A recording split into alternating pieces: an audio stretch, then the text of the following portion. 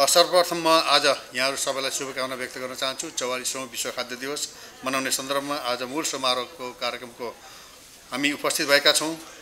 यो घडीमा सम्पूर्ण कृषक दाजुभाइहरूलाई म सम्झाउन चाहन्छु जसले मेहनत गरेर आफ्नो पौरख र पसिनाले सबैलाई भूमिलाई सिंचित गरेर हामी सबैलाई यो खाद्यान्न उपलब्ध गराउनु छ, उहाँहरूलाई आज सम्झाउन चाहन्छु। र म विशेष यसपटकको यो घडीमा भर्खरै आएको बाढीले जुन प्रभावित पर्नुभयो, कतिले ज्यान गुमाउनु भयो होला, कतिले आफ्नो चिर सम्पत्ति गुमाउनु भएको छ, कतिले आफ्नो व्यवसाय चुनौतीमा परेको छ, कतिले व्यवसाय गुमाउनु भएको छ, उहाँहरूप्रति म हार्दिक सम्झन चाहन्छु। पीडामा पर्नुभएका महानुभावहरूलाई, जो परिवार गुमाउनु भयो उहाँहरूप्रति हार्दिक श्रद्धाञ्जली, र जसले अरू गुमाउनु भएको छ, जो अप्ठ्यारोमा पर्नुभएको छ, उहाँहरूप्रति मैले मन्त्रालयको तर्फबाट नेपाल सरकारको तर्फबाट हामी गहिरो हिसाबले उहाँहरूलाई सम्झेका छौँ र उहाँहरूलाई केही गर्न सकिन्छ भन्ने हिसाबले पनि आजको कार्यक्रममा यो सरकारको घोषणा गरेको विपद क्षेत्र घोषणा गरेको कार्यक्रमको सन्दर्भमा हामी साथै प्रदेशका मान्य मन्त्रीज्यूहरूलाई राखेर एउटा कार्यक्रम राखेका छौँ। कोही मन्त्रीज्यूहरू यहीँ प्रत्यक्ष आउनुभएको छ, केही मन्त्रीहरू भर्चुअलमा जोइन हुनुहुनेछ। हामीले आयोजकलाई बिहानै भनेको, हिजै अस्तिदेखि नै भनेको हामीलाई ठिक 10:40 बजेतिर रिलिज गरिदिनु होला भनेर। यद्यपि कार्यक्रम हो, गर्दै जाँदा केही समय लम्बिन्छ।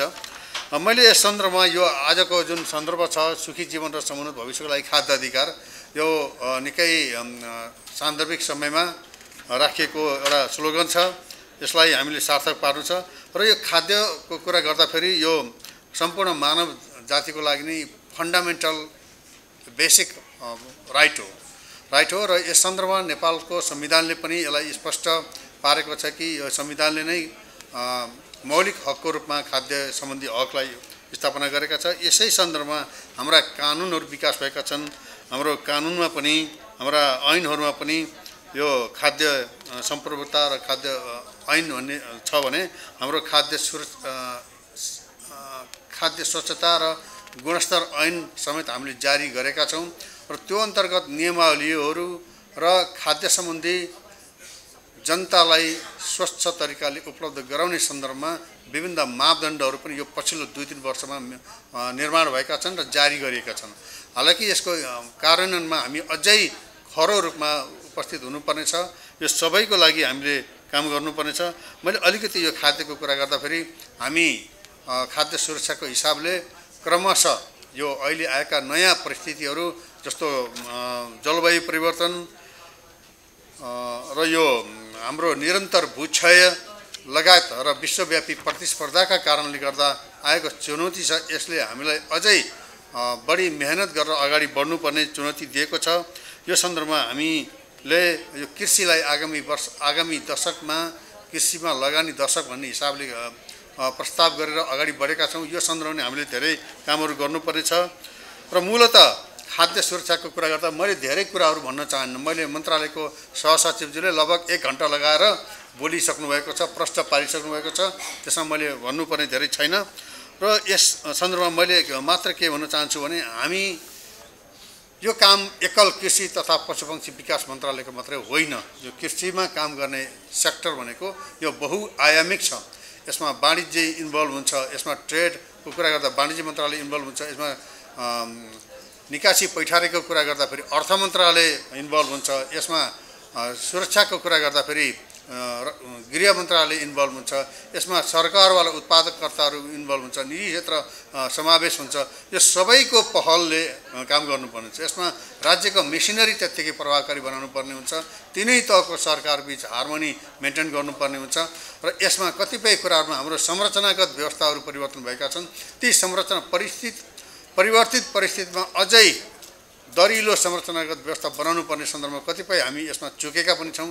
यी कुराहरूलाई राज्यले महत्त्व दिएर, कृषि क्षेत्रलाई महत्त्व दिएर अगाडि अब बढ्न सकेनौँ भने आगामी दिनमा कृषि क्षेत्र अझै बढी चुनौतीपूर्ण हुन्छ र यो सेक्टर अझै बढी प्रभावित हुन्छ। यसले सम्पूर्ण नेपालकै खाद्य सुरक्षामा चुनौती हुन्छ। खाद्य सुरक्षामा चुनौती भनेको नेसनल सेक्युरिटीमा पनि चुनौती हुन्छ भन्ने कुरा हामीले बुझ्नुपर्ने हुन्छ। यो फुड सेक्युरिटीलाई नेसनल सेक्युरिटीको रूपमा अहिले विकासशील मुलुक हुन् वा विकसित मुलुक हुन्, सबैले इक्वली महत्त्वपूर्ण दिएर अगाडि बढेका छन्। यस सन्दर्भमा हामीले महत्त्व दिएर अगाडि बढ्नुपर्नेछ र खास गरिकन अहिले आएको यो क्लाइमेट चेन्जको कारणले विशेष जुन परिस्थितिहरू सिर्जना भएको छ, यसमा हाम्रो छुट्टै रणनीति बनाउनु पर्नेछ। सबैको साझा भोइस र अगाडि बढ्नुपर्ने विषयहरूलाई एउटा दरिलो र सङ्गठित हिसाबले अगाडि बढाउनु पर्नेछ। मैले धेरै कुरा नभनिकन हाम्रो अर्को कार्यक्रम, महत्त्वपूर्ण कार्यक्रम जुन किसान दाजुभाइहरूको जुन अहिले क्षति बेहोर्नु परेको छ त्यसलाई केही सम्बोधन गर्न सक्ने। यो क्षतिमा हामीले अस्ति प्रारम्भिक खाकामा 6 अरब मात्रै भनेका छौँ, तर यो त बालीको मात्रै हो, प्रारम्भिक आँकडा मात्रै हो। तर उहाँहरूको अहिले हेर्दाखेरि यो बाढी गइसकेपछि उहाँहरूको जमिनको अवस्था हेर्दाखेरि यो 6 अरबभन्दा यसको 3-4 गुणा भन्दा पनि अझै बढी क्षति भएको मैले अनुमान गरेको छु, किनभने सम्पूर्ण जमिन नै नष्ट भएर गएको छ। यस्तोमा अब अर्को सिजनमा के गर्ने भन्ने चुनौती आएको छ, कसरी जमिनलाई रिक्लेम गर्ने भन्ने चुनौती आएको छ। यो विषयमा हामी अझै तथ्याङ्कहरूलाई अपडेट गर्दै लगेका छौँ र यसलाई हामीले समग्र नेपाल सरकारले डेफिनेटली केही कार्ययोजनाहरू अगाडि ल्याउनेछ, यसमा हामी केही लागेका छौँ। सुखी जीवन र समुन्नत भविष्यका लागि खाद्य अधिकार भन्ने नाराका साथ यो दिवस मनाउन यहाँ उपस्थित भएका छौँ। यस नाराले सबै लाभान्वित हुने गरी खेतमा, बजारमा, टेबलमा सुरक्षित र दिगो रूपमा विविध पोषणयुक्त र पहुँचयोग्य खाद्यवस्तु उपलब्धताको सचेतना जगाउन हामीलाई अभिप्रेरित गरेको छ। यो दिवस संयुक्त राष्ट्र सङ्घीय खाद्य तथा कृषि सङ्गठनले सन् 1979 मा अक्टोबर 16लाई विश्व खाद्य दिवसको रूपमा मनाउने घोषणा गरे पश्चात हरेक वर्ष 16 अक्टोबरका दिनलाई लक्षित गरी यो दिवस विश्वभर मनाउने गरिएको छ। आज मनाइँदै गरेको 44औं विश्व खाद्य दिवस विश्वव्यापी रूपमा स्वच्छ, पोषणयुक्त, सन्तुलित भोजनको महत्त्वबारे जनचेतना जगाउन र भोकमरीको अवस्थाबाट उत्थान गर्नका लागि समर्पित छ। खाद्य अधिकार भन्नाले प्रत्येक व्यक्तिले सम्मानपूर्वक स्वास्थ्य तथा सक्रिय जीवन जिउनका लागि दिगो रूपमा पर्याप्त पोषणयुक्त र सुरक्षित खाना खान पाउने अधिकार हो। विश्वमा करिब 73.3 करोड जनसङ्ख्या भोकमरीको सामना गरिरहेका छन् भने 2.8 अरबभन्दा बढी जनसङ्ख्यामा स्वस्थ खानाको पहुँच पुग्न नसकेको अवस्था विश्वमा देखिएको छ। नेपालमा करिब 62% परिवार कृषिमा संलग्न रहेको भए तापनि हामी खाद्यान्नको अभाव परिपूर्तिको लागि खाद्यान्नको आयात गर्नुपर्ने अवस्थामा छौँ। खाद्य सुरक्षा आज विश्व मानव समुदायको जीवन मरणको मुख्य विषय बनेको छ। विश्वमा खाद्य सुरक्षाको अवस्था खस्किँदै गएकोले सन् 2030 सम्ममा करिब 60 करोड मानिस दीर्घकालीन रूपमा कुपोषित हुने अनुमान छ।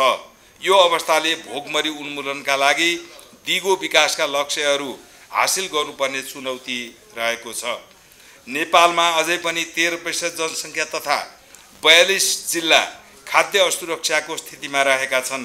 जलवायु परिवर्तनका प्रभावहरू, आर्थिक मन्दी, असमानता लगायतका कारणले गर्दा गरिब र कमजोर मुलुकका जनतालाई गम्भीर रूपमा असर परेको यथार्थ हाम्रो सामु छ। आजभन्दा 10 दिन अगाडि नेपालमा विशेष गरी आएको यो वर्षा र बाढीका कारणले थुप्रै नोक्सानी भएको छ। मलाई लाग्छ मुलुकमा सबभन्दा बेसी कृषि क्षेत्रलाई नै यो प्रकृतिले प्रहार गरेको आभास मैले गरेको छु र हामी सबैले भोगेका पनि छौँ। नेपालको संविधान 2072 को धारा 36 मा खाद्य सम्बन्धी हकलाई मौलिक हकको रूपमा राखिएको हामी सबैलाई थाहा छ। धारा 51 मा कृषि र भूविकास सम्बन्धी नीति र नागरिकका आधारभूत आवश्यकता सम्बन्धी नीतिहरू उल्लेख छन्। खाद्य सुरक्षा र खाद्य सम्प्रभुताको प्रत्याभूत गर्न खाद्य ऐन 2023, उपभोक्ता संरक्षण ऐन 2075, खाद्य अधिकार तथा खाद्य सम्प्रभुता सम्बन्धी ऐन 2075, खाद्य अधिकार तथा खाद्य सम्प्रभुता सम्बन्धी नियमावली 2080 जस्ता कानुनी प्रावधानहरू रहेका छन्। सन् 2035 सम्ममा नेपाललाई खाद्यान्नमा आत्मनिर्भर बनाउने लक्ष्यसहित कृषि विकास रणनीति 2072 जारी गरिएको छ। दिगो विकास लक्ष्य 2030 मा उल्लेख भएको लक्ष्य र भोकमरीको अन्त्य गर्ने कार्यका लागि आवश्यक नीति नेपालले पनि अनुसरण गरेको छ। हालै सुरु भएको 16औं योजनाले खाद्यान्न प्रणाली रूपान्तरण एवं आधारभूत खाद्य वस्तुहरूमा आत्मनिर्भरता अभिवृद्धि गर्ने रूपान्तरणकारी रणनीति मार्फत उत्पादकत्व तथा प्रतिस्पर्धात्मक क्षमता अभिवृद्धि गरी दीर्घकालीन सोच समृद्ध नेपाल सुखी नेपाली अनुसारको लक्ष्य पूरा गर्ने सोच लिएको छ। 44औं विश्व खाद्य दिवस सन्दर्भमा चयन गरिएको सुखी जीवन र समुन्नत भविष्यका लागि खाद्य अधिकार नाराले नेपालको संविधानले व्यवस्था गरेको खाद्य अधिकारको प्रत्याभूतिका लागि आवश्यक कार्यहरू हामी सबैको सहकार्य र समन्वयमा गर्नेछौँ भन्ने म अपेक्षा गर्दछु। नेपालमा खाद्य सुरक्षाको स्थिति सुदृढ बनाउन संलग्न सबै कर्मशील किसान एवं श्रमिकहरू, कृषि उद्यमी तथा व्यवसायीहरू, संयुक्त राष्ट्र संघीय निकायहरू, अन्तर्राष्ट्रिय सङ्घ संस्था एवं विकास साझेदारहरू, क्षेत्रीय सङ्घ संगठन र स्वदेशी सङ्घ संस्था तथा नागरिक समाज सबैमा नेपाल सरकारले गरेको प्रतिबद्धतामा ऐक्यबद्धता जनाउँदै सहयात्राका लागि म अपिल गर्दछु। 44औं विश्व खाद्य दिवस साकार पार्न विभिन्न कार्यक्रमसहित आज यो मूल समारोह आयोजना गरी आम नेपालीमा स्वच्छ पोषणयुक्त र सन्तुलित भोजनको महत्त्वबारे जनचेतना जगाउने सन्देश पुर्याउने पहलका लागि विश्व खाद्य दिवस समिति नेपाल र यस कार्यमा संलग्न हुनुहुने सबै संस्थाप्रति हार्दिक कृतज्ञता ज्ञापन गर्न चाहन्छु। यसैगरी आज पशुपक्षी विकास मन्त्रालय अन्तर्गत जुन विभागले देशभरि छरिएर रहनुभएका सबै किसानहरूको प्रतिनिधित्वको रूपमा 11वटा विधामा जुन ढङ्गको पुरस्कार वितरण आयोजना कार्यक्रम राखेर सम्मान गर्ने कार्यक्रम राख्यो, म विशेष गरी सम्मानित हुनुहुने सबै व्यक्तित्वहरूलाई म नेपाल सरकारको तर्फबाट र कृषि मन्त्रालयको तर्फबाट हार्दिक आभार र धन्यवाद दिन चाहन्छु। यसै क्रममा यहाँहरूलाई के विश्वास दिलाउन चाहन्छु भने नेपाल सरकार कृषि तथा पशुपक्षी विकास मन्त्रालयको तर्फबाट हामीले यहाँहरूलाई के सहयोग गर्नुपर्छ, कृषि मन्त्रालय सधैँ यहाँहरूको बीचमा रहने कुरा पनि यहाँहरूका बीचमा निवेदन गर्दै अन्तमा यस कार्यक्रम सफल र साकार पार्न यहाँ उपस्थित हुनुहुने तथा विभिन्न स्थानमा रहनुहुने सम्पूर्ण देशवासी दाजुभाइ तथा दिदीबहिनीहरूमा 44औं विश्व खाद्य दिवसको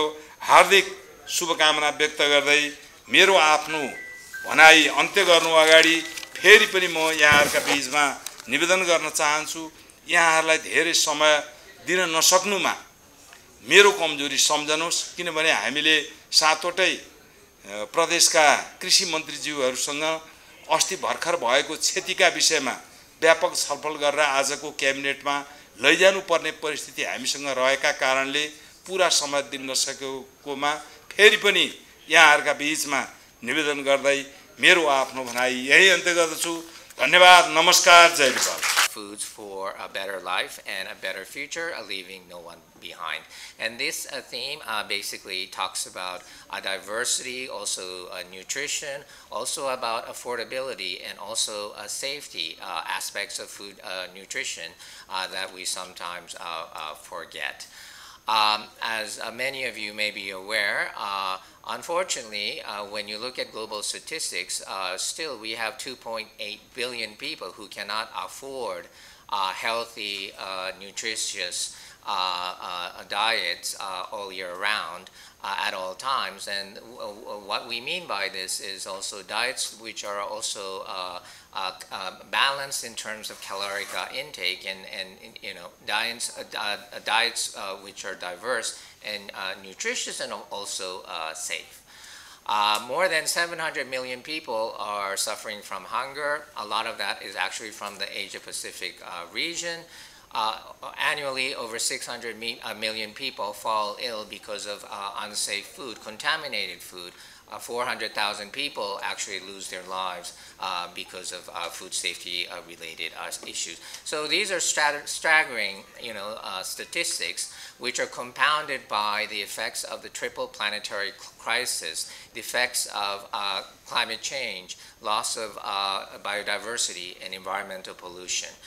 When we come to the impacts of climate change, I think we saw the impacts ourselves just 1 week ago, and I also like to take this opportunity to extend my condolences for the 200 people more than 200 people who lost their lives, and thousands of people whose livelihoods were affected by the very tragic landslides and flooding that were caused by the heavy rainfall, monsoon rainfall that we saw in Nepal just a week ago. But again, it is not just the impacts of the triple planetary crisis. We have macroeconomic shocks. We also have social issues such as urbanization, also migration, and loss of young people, lack of young people working in agriculture. All of these posing and also increased occurrences of pest and plant diseases as a result of climate change, urbanization, increased human-wildlife conflict. All of these posing significant challenges for food security and for agri-food systems transformation. But I also wanted to take the opportunity to highlight some of the positives. The government of Nepal, because we are talking about right to food, the government of Nepal has very successfully enshrined right to food in its in its constitution. It has also promulgated Right to Food and Food Sovereignty Act. And I understand that the bylaws and the regulations have now been approved, so we look forward to accelerated implementation of this act. This is a significant milestone. When we come to agri-food systems transformation, Nepal has taken a very participatory and multi-sectoral approach in terms of coming up with the national pathways and action tracks for agri-food systems transformation. It has also developed a national strategic plan on agri-food systems transformation, and FAO and other development partners, we've been happy to be supporting this process, and most recently we have supported the provincial level review and also the piloting or the localization of these agri-food systems at the 7 pilot municipalities, and we plan to provide support to the upcoming National Food Systems Dialogue in December, as well as to support Nepal's active participation in Food Systems Summit +4 coming up next year. So these are significant, achievements and milestones. Also, I'd like to take the opportunity to express my sincere appreciation and gratitude to the Ministry of Agriculture and Livestock Development for more than 7 decades of very successful collaboration in terms of promoting food and nutrition security and also transforming agri-food systems. Currently, we have the pleasure of supporting the Ministry of Agriculture, Livestock and Development in revising the ADS, Agricultural Development Strategy.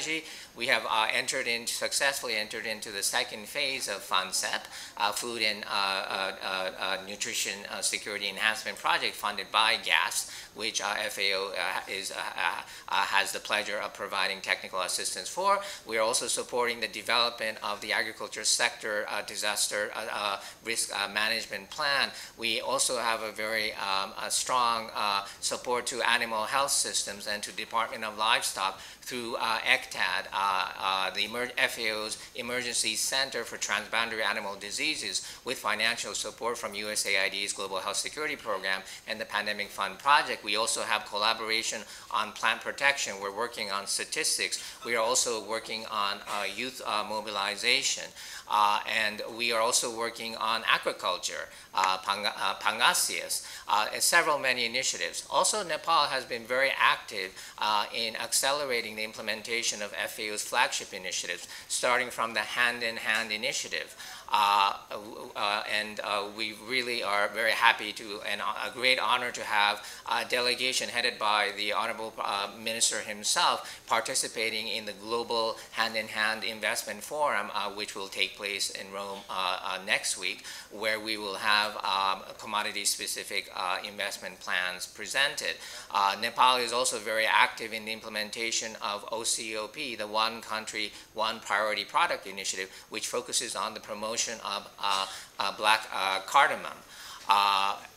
We also have the implementation of the Digital Village Initiative, where we are providing support for the formulation of a national digital strategy and action plan. There is also the Green Cities Initiative, where we are providing support to promotion of urban and peri-urban agriculture and also green infrastructure. There is also so many initiatives that Nepal is very active in, almost all. So I'm even starting to forget a little bit. But thank you so much for really your very active collaboration and support.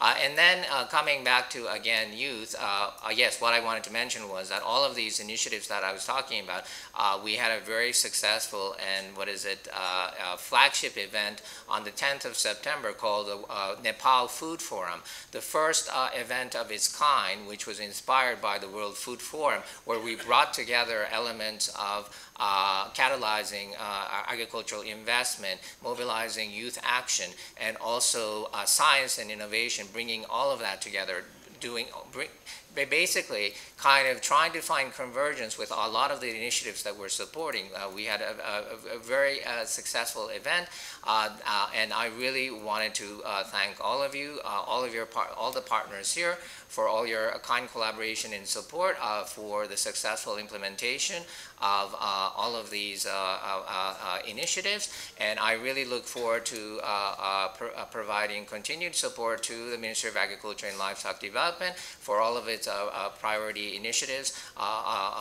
And also, I hope to continue a successful collaboration and a partnership in upscaling and strengthening many of these initiatives, which basically aim to create a more sustainable, inclusive, resilient agri-food systems transformation for better production, better nutrition, better environment, and a better life, leaving no one behind, the four betters of FAO. Thank you so very much to all of you.